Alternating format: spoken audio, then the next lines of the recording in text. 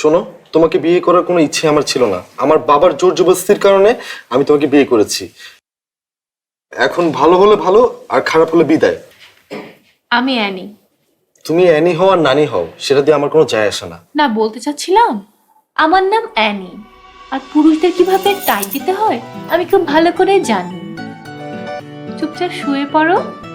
হঠাৎ করে বিয়ে করেছো, অফিস থেকে তো ছুটি নিতে পারো না, তাহলে কালকে সকালে অফিসে যাবা, ঠিক আছে? ঘুমাও। বাবা, বিয়ে হতে না হতেই আমার উপর ডিরেকশন চালু হয়ে গেছে। এখনো তো কিছুই শুরু হয়নি। ঘুমাবা? না, আমি তোমার সাথে শুবো না। আবুল, আবুল। বান্দা হাজির জাহাপনা হুকুম করিয়ালা। বাহ, বিয়ে হতে না হতেই জাপানা হয়ে গেছে। আবুল, কালকে থেকে ঘরের প্রতিটা রুমে রুমে একটা করে লাঠি রাখবা। আন্নে কোনো চিন্তা করিকেন না ভাবিদান, আমি এমনই ফোন করি সুন্দরবনের তাই বেতার লাড়ি অর্ডার করতেছি, এটা ইনপুট করি দরকার লই আনি আন্নের দি দিও। আচ্ছা, লাঠির কি দরকার আছে?